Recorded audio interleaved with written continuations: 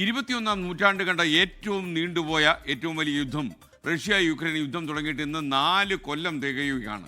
2022 ഫെബ്രുവരി 24-ാം തീയതിയാണ് Russian president Vladimir Putin യുദ്ധം പ്രഖ്യാപിച്ചത്. റഷ്യയുടെ ഭാഗത്ത് തന്നെയാണ് അന്ന് അപരാധം ഉണ്ടായിരുന്നത്. ദുരന്തഭൂമിയിലെ നിലവിളികൾ ഇന്നും നിലച്ചിട്ടില്ല.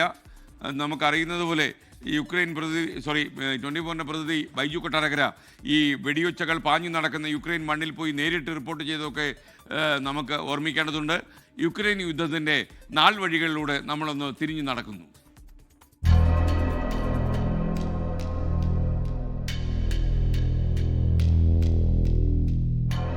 ഇരുവശത്തുമായി മരിച്ചു വീണത് 2 ലക്ഷത്തോളം സൈനികർ.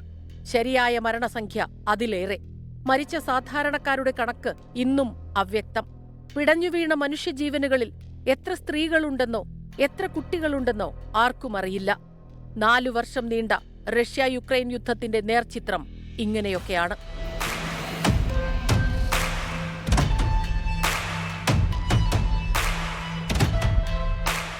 അമേരിക്ക നേതൃത്വം നൽകുന്ന സൈനിക സഖ്യമായ നാറ്റോയിൽ യുക്രൈനെ ഉൾപ്പെടുത്തുന്നതുമായി ബന്ധപ്പെട്ട തർക്കമാണ് യുദ്ധത്തിന് തുടക്കമിട്ടത്.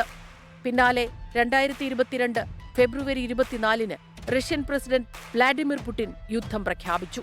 പിന്നീട് അങ്ങോട്ട് കണ്ടത് മനുഷ്യരാശിയെ ഞെട്ടിച്ച യുദ്ധമുഖത്തെ ഭീകരതയുടെ ദൃശ്യങ്ങൾ. 2022 ഓഗസ്റ്റ് റഷ്യക്കെതിരെ യുക്രൈന്റെ തിരിച്ചടി.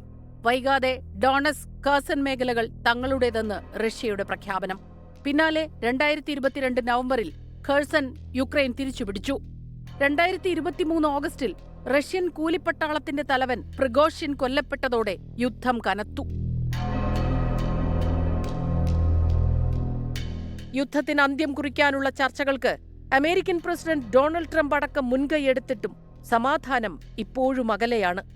യുദ്ധം അവസാനിപ്പിക്കണമെങ്കിൽ റഷ്യ പിടിച്ചെടുത്ത യുക്രൈനിലെ ഡോൺബാസ് മേഖലയിലെ പ്രദേശങ്ങൾ വിട്ടുകൊടുക്കണം എന്നാണ് റഷ്യ ആവശ്യപ്പെടുന്നത്. അബുദാബിയിൽ വച്ചും ജനീവയിൽ വച്ചും അമേരിക്കയുടെ മധ്യസ്ഥതയിൽ സമാധാന ശ്രമങ്ങൾ തുടരുന്നു. എന്നാൽ ഇരുപക്ഷവും വിട്ടുവീഴ്ചകൾക്ക് തയ്യാറാകാത്തതിനാൽ യുദ്ധം ഇനിയും അനിശ്ചിതമായി നീണ്ടേക്കാം. Research desk 24. ലോകത്തെവിടെയായാലും ഏത് സമയത്തും 24 വാർത്തകളും ഓഗ്മെന്റഡ് റിയാലിറ്റി പാക്കേജുകളും എക്സ്പ്ലെയിനറുകളും വിശദമായി കാണാൻ ഞങ്ങളുടെ യൂട്യൂബ് ചാനൽ നിങ്ങൾക്ക് സബ്സ്ക്രൈബ് ചെയ്യാം.